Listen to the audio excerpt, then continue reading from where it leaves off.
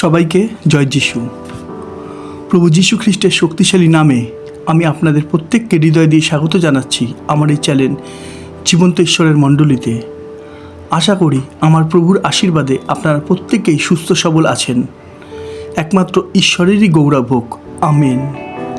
সন্তু রয় নামে এক ভাই কমেন্টে লিখেছে, একমাত্র ঈশ্বরের অনেক ধন্যবাদ ও গৌরব হোক।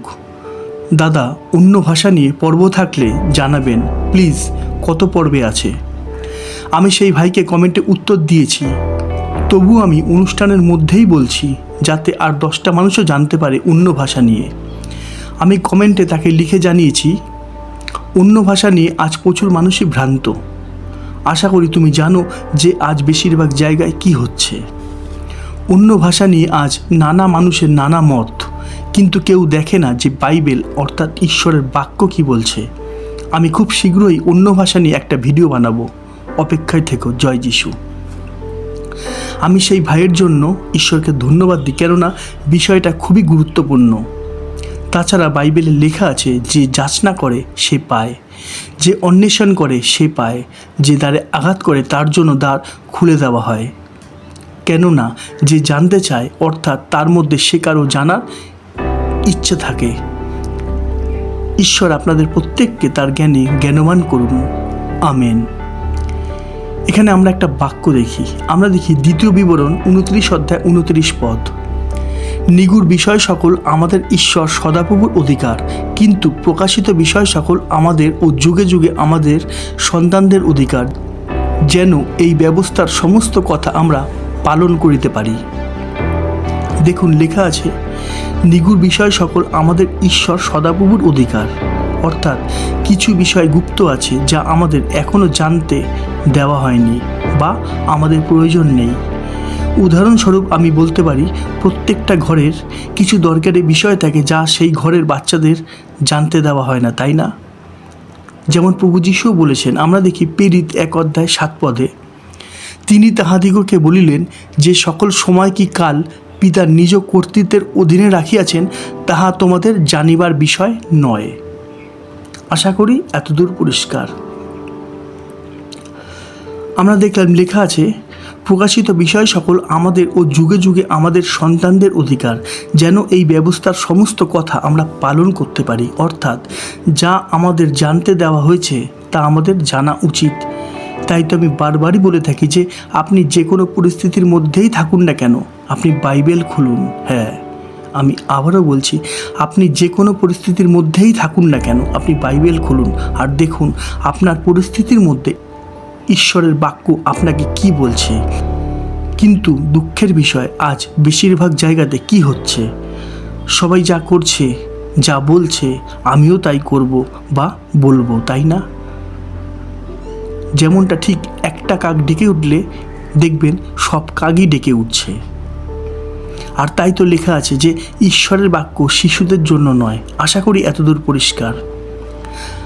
আমি আসি আজকের বিষয় 3 মাসের শিক্ষার বিষয়গুলো। আমি আবারও বলছি, আজকের বিষয় 3 মাসের শিক্ষার বিষয়গুলো।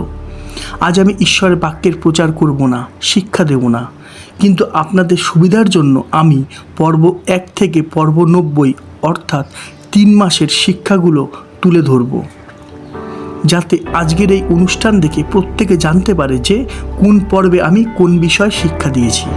তার ফলে যার যে বিষয় নিয়ে জানার ইচ্ছা থাকবে সে আমার চ্যানেলে গিয়ে সেই পর্বটা দেখে শিখতেও জানতে পারবে। তাহলে শুরু করা যাক।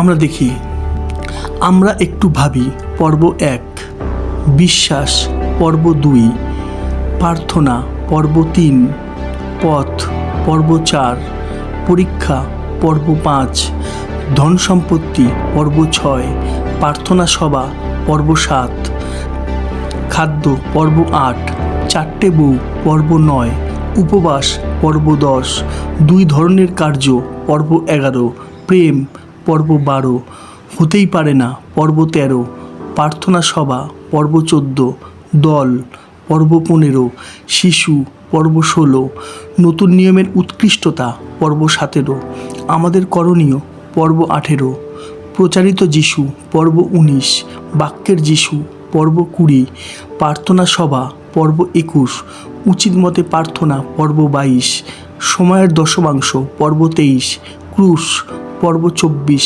মল্লযুদ্ধ পর্ব 25, ঈশ্বরের পথে চলার সহজ উপায় পর্ব 26, হৃদয় পর্ব 27, প্রার্থনা সভা পর্ব 28, ঈশ্বর আছেন পর্ব 29, বিশ্বাসের বিপরীত ভয় পর্ব 30, ঈশ্বরের বাক্যে পাহাড় সরে যাবে পর্ব 31, দান পর্ব 32, চাষবাস পর্ব 33, সত্যের বাক্য ব্যবহার করো পর্ব 34, প্রার্থনা সভা পর্ব 35, বিশ্বাসের সঠিক অর্থ কী পর্ব 36, সত্যি কি বাইবেল ঈশ্বরের বাক্য পর্ব 37, বাইবেল পড়ার ফলাফল পর্ব 38, বাইবেলের অর্থ কী পর্ব 39, ঈশ্বরের বাক্যে মনুষ্য বাঁচিবে পর্ব 40, ভবিষ্যৎবাণী পর্ব 41, প্রার্থনা সভা পর্ব 42, সমস্যার সমাধান পর্ব 43, সৃষ্টি 2 প্রকার পর্ব 44, ঈশ্বর হাত বাড়িয়েই আছেন পর্ব 45,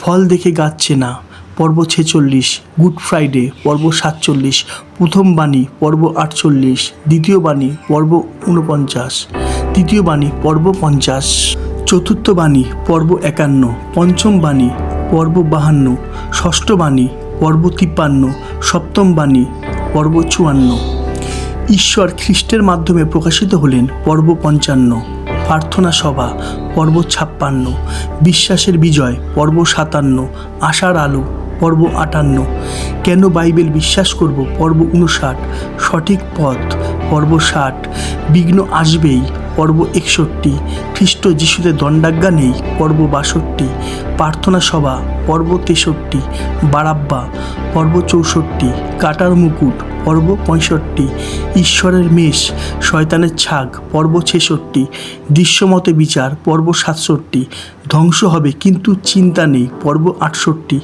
উপরে পরিষ্কার ভেতরে ময়লা পর্ব 69, প্রার্থনা সভা পর্ব 70, জীবনের ঝড় পর্ব 71, প্রত্যেক মানুষ বিচারে দাঁড়াবে পর্ব 72, নরক পর্ব 73, অবিশ্বাস ও পাপ পর্ব 74, মেষের বসে কেন্দুয়া পর্ব 75, খ্রিস্টের আত্মা যার সেই খ্রিস্টের পর্ব 76, প্রার্থনা সভা পর্ব 77, কী করব পর্ব 78, প্রভুর ইচ্ছা কী পর্ব 79, আত্মার রোগ পর্ব 80, বাক্য নিয়ে চলা দরকার পর্ব 81, ঈশ্বরকে ভয় করো পর্ব 82, ঈশ্বরের ইচ্ছা ও সংকল্প পর্ব 83, প্রার্থনা সভা পর্ব 84, ঈশ্বর আছেন পর্ব 85, ঝাল পর্ব 86, ঈশ্বরের দয়া ও শক্তি পর্ব 87, চেষ্টা করলেই ফল পর্ব 88, জেদ পর্ব 89, আমি কে পর্ব 90।